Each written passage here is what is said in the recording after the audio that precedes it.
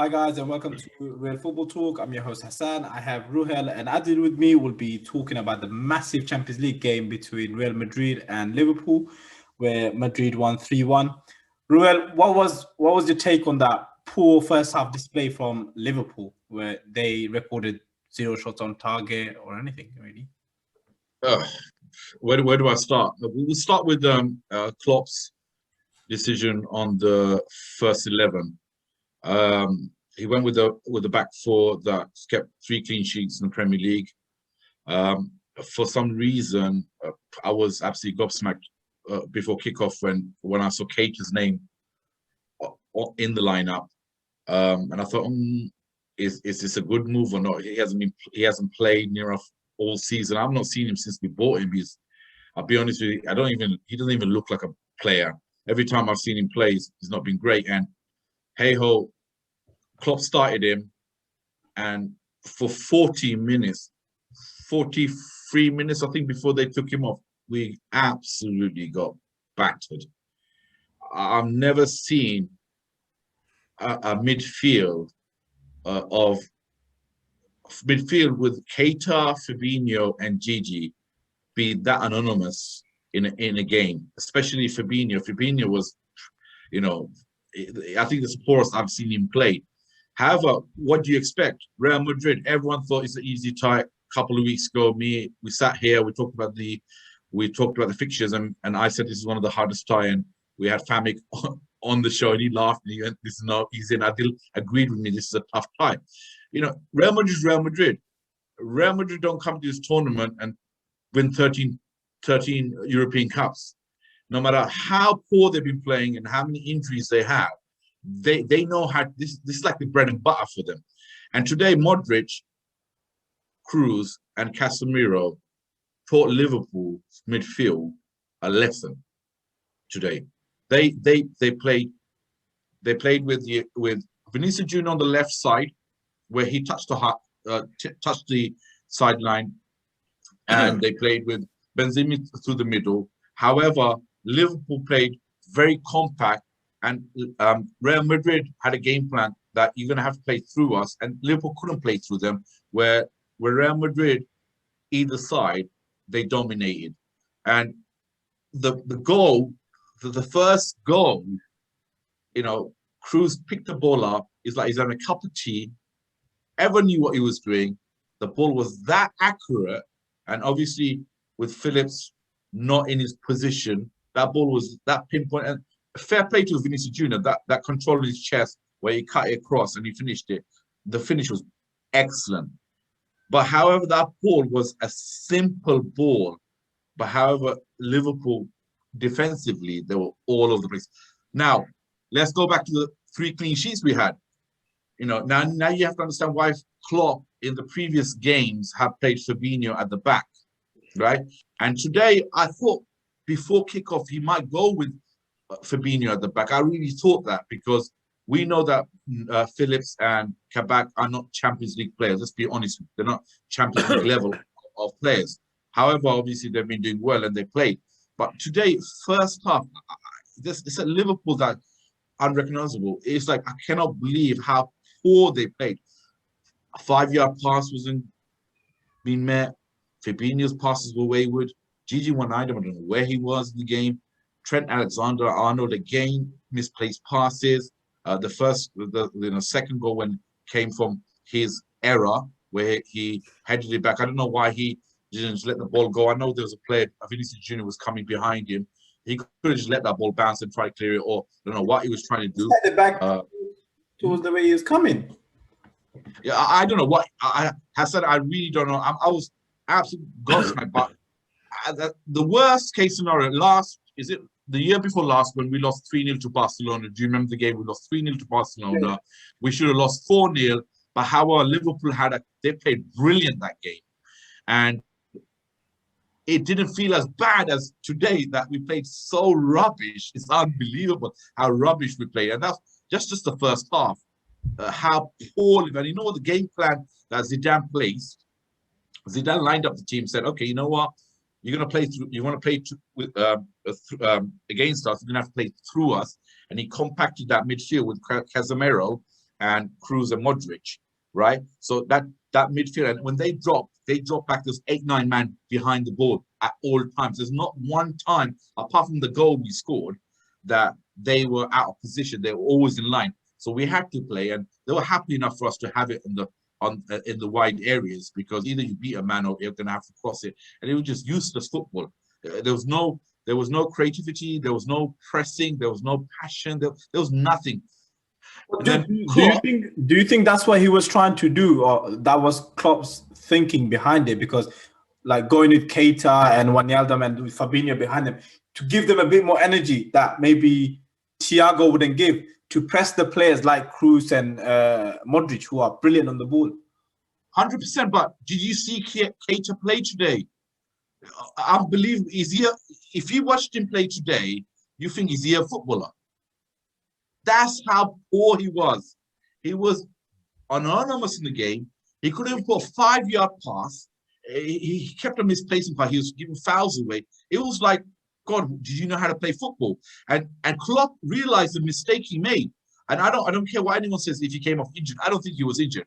I think personally Klopp knew he made a mistake with Keita and he took him off.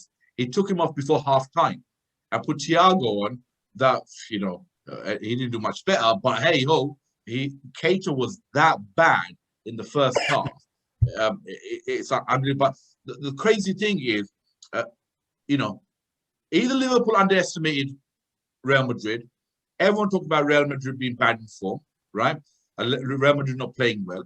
However, they're still within the league title in Spain. They're still there fighting for that, and they're in the quarterfinals of the Champions League. Now, a team that's won it, and you got Zidane, who's won the Champions League. He's got experience, right? So he knows what his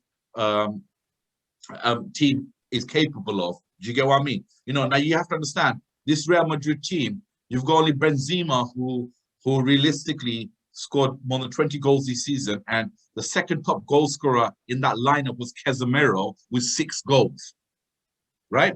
And yes, Benzema didn't score. However, no one realized that Vinicius Jr., and we all know Vinicius Jr. is a talent, and today he showed it that, I mean, we'll get to those points really, but I want to kind of get to the nitty-gritty of the first half.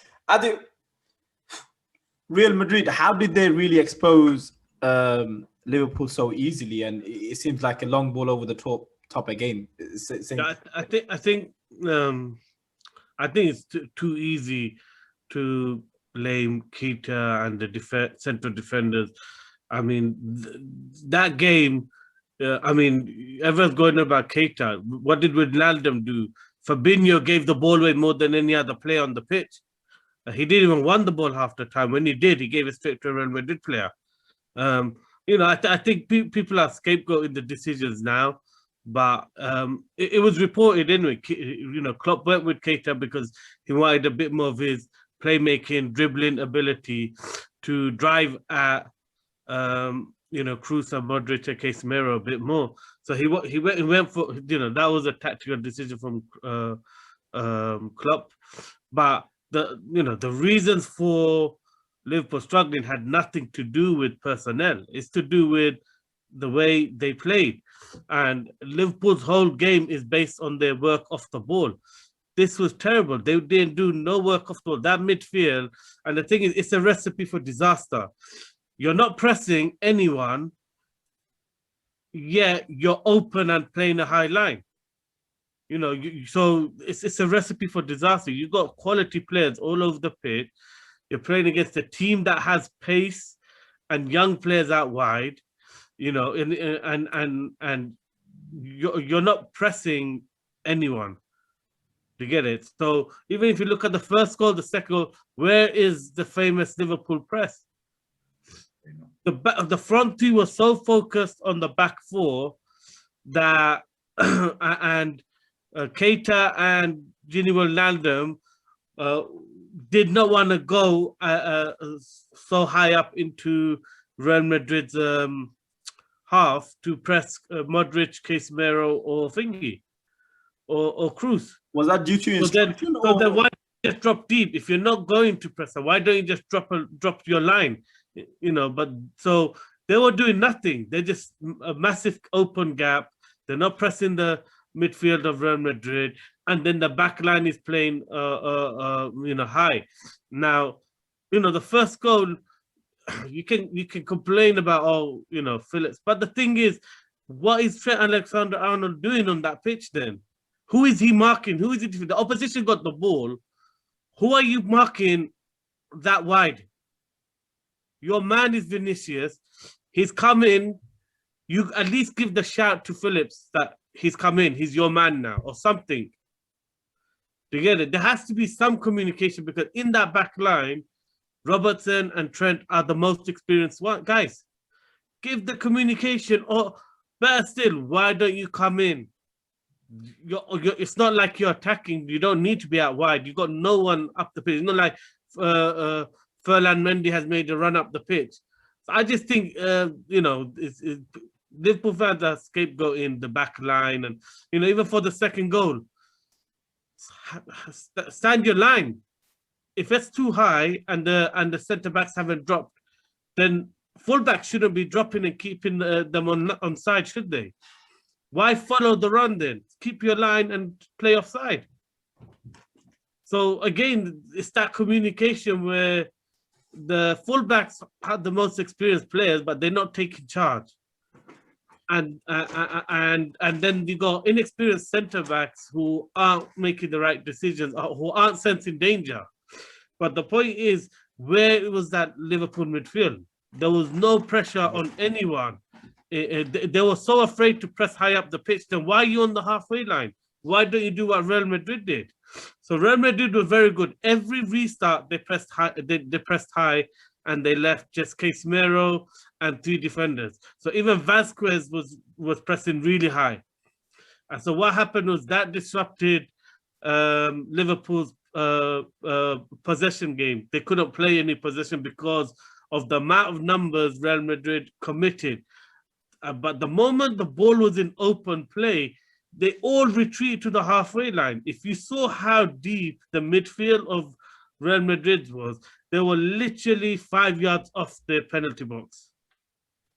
They went compact and deep, and they forced Liverpool to have to open them up and play. And because Liverpool could not get the ball into the central zone, they were just going out wide to Robertson, out wide to Trent, and trying to create something from there. But they actually couldn't. There was no space. It was so deep and compact. And what Real Madrid did well was they were leaving Vinicius and Benzema up, and both of them always were occupying right close to each other. So they're occupying one side of the pitch. So that forces you. So a lot of the times they went to Trent's side. So what happens is now Phillips might go on Benzema, but who's picking up Vinicius? So the counter attack was always on, and that was the problem. Was second half they switched it. They put Gini Wijnaldum on the right hand side to protect Trent. Why didn't you do that in the first half? Trent, everyone knows Trent is the weakest link in that defense. I mean, before he gave away that second goal, he was jittery the whole time. He was positionally, he was all at sea. It was like he's never defended before. It looked really bad, some of his defending. And just Liverpool was so nervous. But you have to praise the tactics of Real Madrid. They high pressed at every restart, and then in open play, they went very deep and compact. And they forced Liverpool to open them up. Well, on a point that you made in terms of the Liverpool midfield, you said that they didn't press forward. Do you reckon that was the instruction from the manager, or because to me, from what you're saying, it seems like that was a decision the players made on the pitch? Yeah, I think they bottled it on the night. Yeah, that's why you could see even from the moment the Champions League music was going on, they looked overawed to me. Yeah. A lot of players looked overawed. Fabinho, you could see it, and he proved it with the way he performed. He didn't even want the ball. He was scared to play the ball forward. I mean, part of the problem was he was isolated, because he was playing so when picking up the ball, he was going too deep so that he could have a forward ball. But the problem was Keita and Junior Wijnaldum had pushed up. So then when the press came, he couldn't see any passes. Do you get? So he got caught out. But if he was further up, then what happens is the defenders are playing it into, you're drawing someone out, you go back into the defense, suddenly the defenders has that channel to play into with Wijnaldum. But I think the players just got overawed and they were very nervous and they didn't execute their normal game plan, which is the high press. They look really, really nervous today. I've seen Liverpool play poorly. That first half, it was a totally different team. It's like, hang on a minute, you guys are international footballers and you come to a quarterfinal of the Champions League. You know, we lost 3-1. It could have been worse. And if anyone said to me, playing like that, you're taking 3-1, getting away goal and losing 3-1, I'll take it now after watching the game.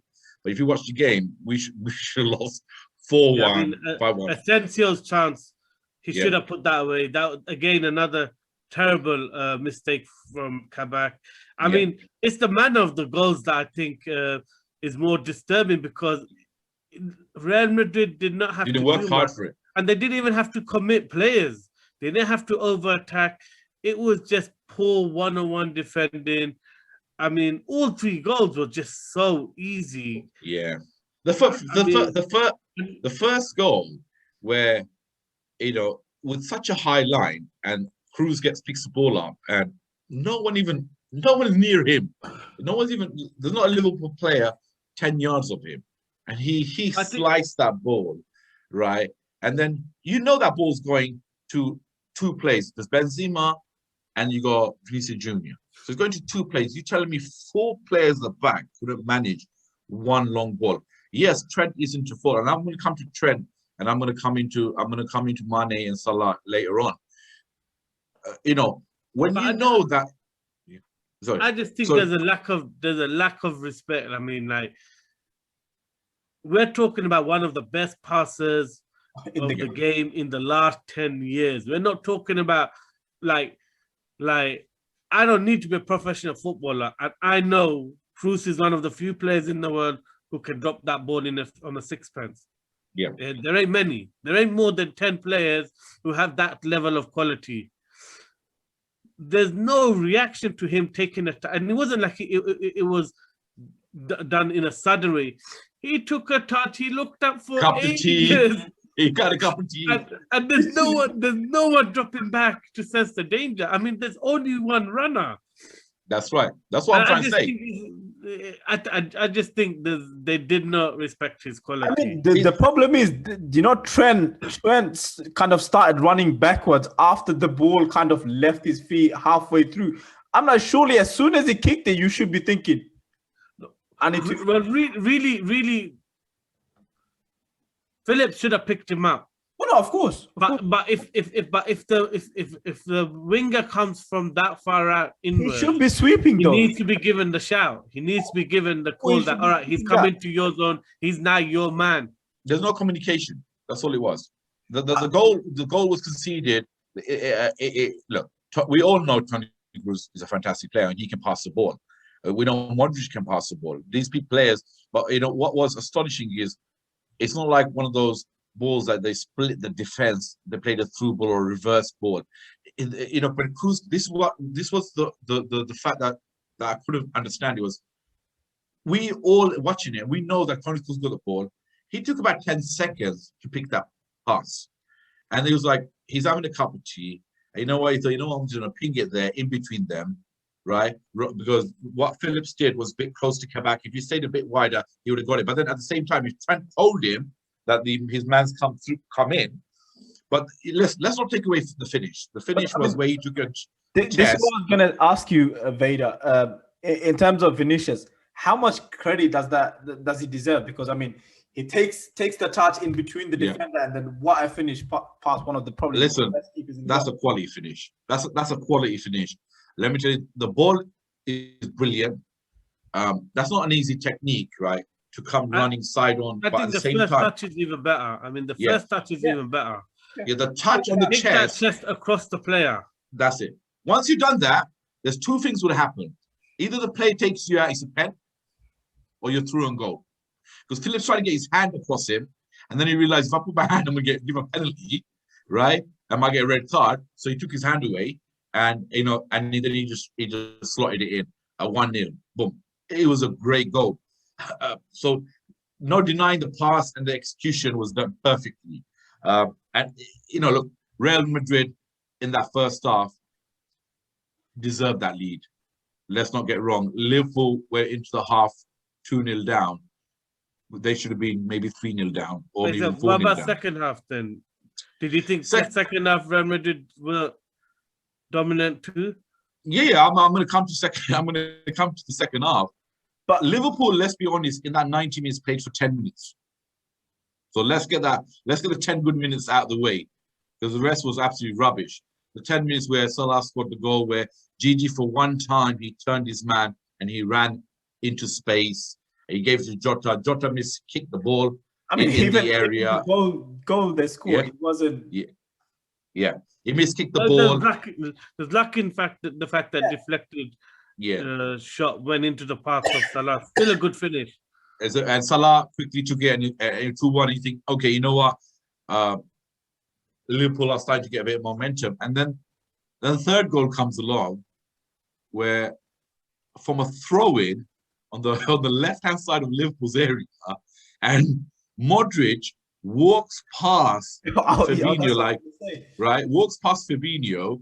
Then everyone is sent. So Phillips and Kabak is looking, and the ball is played. Phillips and Trent Phillips and Trent watching, and then the ball is played across, and they know that that's where the ball's going to go. There's no interception or nothing. They're just backing off, and it was. Let's be honest. He went out on his leg, and Alisson should have realistically saved it. It wasn't a great shot. Alisson should have. Alisson should have saved it. But however, if you're going to allow them to walk, that was a typical Sunday League goal.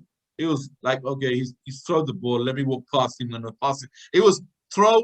Modric walked past Fabinho, passed it across, and Vinicius Junior side-footed. But the thing is, you could see the movement of Vinicius there, because he just rolled off Trent into that penalty spot area. So both defenders can see his movement. And none of them moved. It was like static statues. They did not even move. Together, it's like I don't know what to say. I mean, this is quarterfinals of the Champions League, and you're seeing like you're saying, amateurish defending. It's surprising, surprising for the level. Because look, a lot of Liverpool fans before the game were very confident. I was getting so many messages from Liverpool fans about no Varane. It was like, on that one player going missing, they decided all of a sudden, we're favorites, we're going to win this. And the strange thing is, everyone keeps going on about Liverpool's defense, but Liverpool are missing two of their best four, and Real Madrid are missing three of their best four. They got no Carvajal, they got no Ramos, no Varane. I think they're just missing their two centre backs, but Real Madrid also missing their right back. Do you get it? So I just think the excuses against this Real Madrid team shouldn't be there, because Real Madrid were in the same position in terms of, and if anyone's seen the way Militao has played, during the season, I mean, he's made really comical blunders in La Liga games and stuff all season. I mean, his performance today was so impressive. Really impressed with Vasquez, Militao. I mean, the whole Real Madrid team was really impressive. I think Ruel kind of picked up on a bit on Vinicius Junior. Really, what can he achieve? Because I mean, this was a superb performance from him and kind of showcased his potential. I think he's one of those players where, the big games he seems to shine, and he really does look like a world beater in these big games. But I think it's like a lot of these young players who are trying to take that next step up. Consistency isn't there. I mean, you have to perform to that level against, Celta Vigo and some of the Elche and some of the other teams. You have to do it week in, week out. But he is definitely a player that, I've seen him in classicals as well, turn up and perform. He seems to like the big occasion, and he's definitely comfortable in it because he performs better in those games than maybe he does. But I think, his progression went down because of Hazard. Because it's tough. It's tough being seen as the heir to the throne of Neymar in Brazil. So he's given a big status in Brazil, but then suddenly his second choice to Hazard the moment Hazard was signed, or the moment he's semi-fit, Vinicius is straight away dropped. So I think mentally that did affect him and affected his confidence. But now, I mean, today he looked really good from the first minute. He just looked like he was good. He had Trent's number. Let's look at Madrid. Obviously, they played brilliantly. They got two veteran midfielders in Modric and Kroos. Really, how good were they, considering the amount of athletic players Liverpool had, Adil? I mean, I thought they were excellent, but the thing was, again, they did not come up against the midfield today. It was a training ground for them, and the amount of time they had time and space, and the way they're just switching the ball for fun in the first half. Vasquez, Modric, Kroos, they're just switching the ball flank to flank for fun, and there's no one on them, no pressure. And you just can't do that. Everyone knows they're world-class players. They've won 4 Champions Leagues, they've won, La Liga twice. They're world-class players. You just can't give them that time and space. And Modric is 35, and he literally dominated that game. Second half he was playing right back. He was letting Vasquez go forward, and even then he looked comfortable. He was putting in tackles. I mean, he was taking the ball off Mane at every stage. I mean, it was surprising. Mane, okay, don't get me started on Mane. I've not seen a worse performance from Mane in the time that I've been a Liverpool fan, when he's been at Liverpool. I don't know what's happened to him. Would you say this is one of the worst performances in Klopp's era? No, because let's look. People like Adilbai mentioned that we had 2 centre backs. Like, come on, we've lost games with Van Dijk and Gomez in defense, right? Majority of our games, the reason I asked is because of the amount of problems and. Yeah, we know that most of our games, 90% of our games, are won in our midfield, right? And when our midfield are not on it, then defense are having a hard time. Our front line is having a hard time. We had Salah, Jota, and Mane playing up front today. I think they might have switched formation about 3 times in the second half. One time Jota was through the middle, then Mane went through the middle, and Salah went through the middle, and then Mane dropped in the center. It changed so much hands because they were not getting no joy. But the Mane today, I don't know. I've not seen him have a worse game. Now, either that's due to the fact that Real Madrid defended very well, but his touch was poor. There's a couple of times where the referee's decisions were awful. There's certain times that he did get fouled, and referees didn't give a foul. And I don't understand why they didn't give a foul. Maybe he might have fell over theatrically, whatever it was. But however, his overall performance was really poor. Let's be honest, even Salah, apart from the goal, he was poor today too. Jota, same. He was poor. And what was the most astonishing part from my point from Klopp would be is when you're getting overrun in midfield with Kroos, Modric, and Casemiro, and you got Vasquez pushing up, and you got Asensio, and you got Vinicius Jr. Pushing up, and you're getting overnumbered, and we couldn't put 5 passes. I just couldn't understand why Mane and Salah, or either of them, didn't drop in a bit. Yes, Real Madrid allowed them to stay wide today. Mane and Salah was out wide, and they were happy enough for them to be out wide because they knew that either they go outside of us and we've got enough legs to get back, or you're not going to come through us. And what they made it so compact that they made us go out. But they didn't drop back once, because there's so many times where Liverpool trying to pass the ball out of midfield and there wasn't an option, and they were losing balls because they were that way ahead of play where the ball wasn't even coming. And it just side to side. It was just a total 90 minutes. Apart from that goal, it was just an awful performance from Liverpool. And you know what? If Liverpool fans if you can ask any Liverpool fan watching that game, we are lucky to lose 3-1. You know, we're still back. You know, the crazy thing is we're still in the game. I mean, and what does this result mean for the second leg? Oh, you know what? We don't know which Liverpool are going to turn up second up. Are we going to turn up like we turned up a couple of years ago against Barcelona? Or are we going to turn up like today? Now, anything could happen. So there is a little bit of hope. But let me tell you now, I said a couple of weeks ago, where Liverpool playing, that we might have a chance of going final. Let me tell you now, that defense there ain't going to win your final. That's not going to win you Champions League. That defense and the midfield, the way they're playing, ain't going to win you the Champions League. So even if we got past Real Madrid, and Real Madrid are going to have to play, let me be honest, for Liverpool to beat Real Madrid at Anfield, Real Madrid are going to have to play like Liverpool today. And I don't see Real. The worry is, I think Liverpool going to try and do what they did in that second half, but they tried to go a bit gun-ho. Yeah.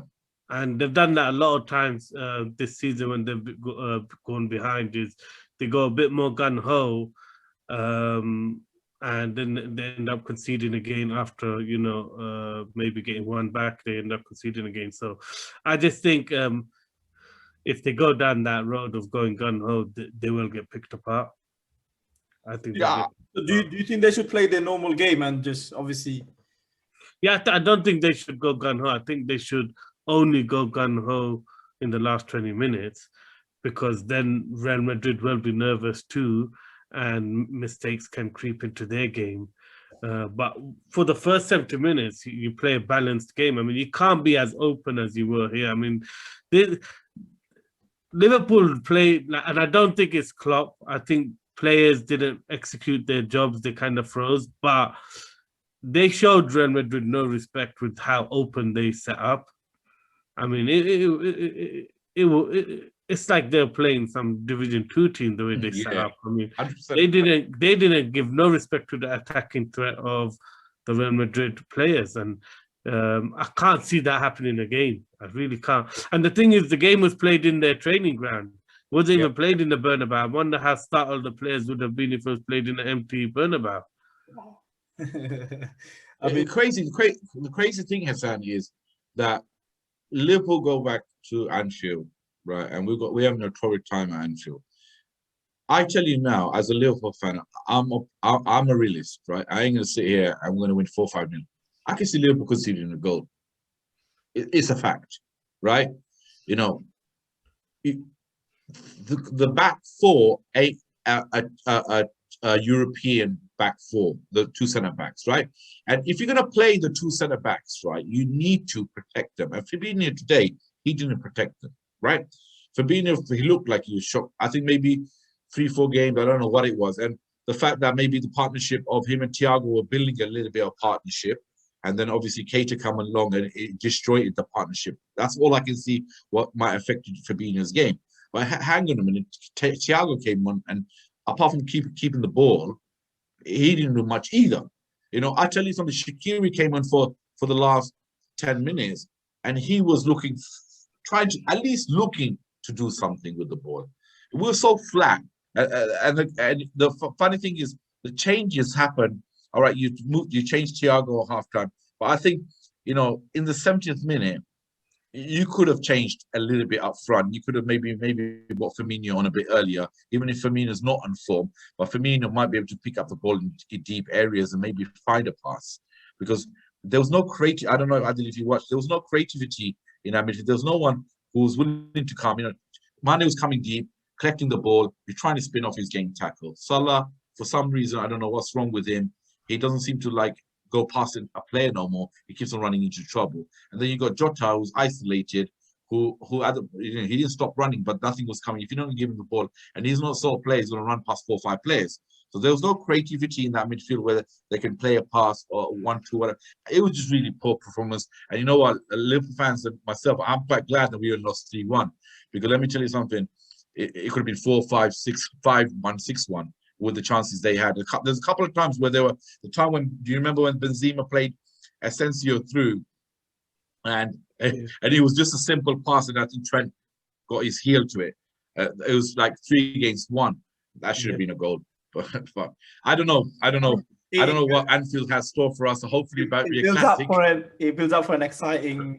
Yeah, really. Yeah, but I think you can never rule Liverpool out, but I don't think they're gonna come back. Personally, if I'm gonna put my neck out there, I can't see Real Madrid have enough leaders in their squad to see this out. I can't see. It's not like the Barcelona team where a lot of players are over the hill, lacking leadership. You got, Messi was the captain who couldn't handle any, pressure of the situation. I just can't see Modric, Kroos, these guys, Casemiro hiding. I think they've got enough character and leaders in that team to see this through. But hopefully it'll be a bit fun. Hopefully Liverpool get early goal and it'll be an interesting second leg. I think. Can't rule them out, but I'd be surprised if Real Madrid choke from here. I know we've got a couple of minutes left. But I'll be honest with you. When it goes back to Anfield, right, I can see more goals, right, and I think Liverpool will go win. I think Anfield is going to suit Real Madrid players. The atmosphere of playing Real Madrid, they're the type of team that performs on the big occasions. They mess up when they don't. It's not something big or prestigious. Going to Anfield, I think it's going to be prestigious for them. That's why I just don't think they're going to choke. But you never know. I mean, stranger things have happened at Anfield. It is a magical venue, especially with Champions League. If the fans were there, I maybe would have given Liverpool more of a chance. Yeah, that's what I was saying. But it'll be definitely fascinating to watch. On that note, guys, thank you very much for coming on. I look forward to see you in the second leg, really. Thank you.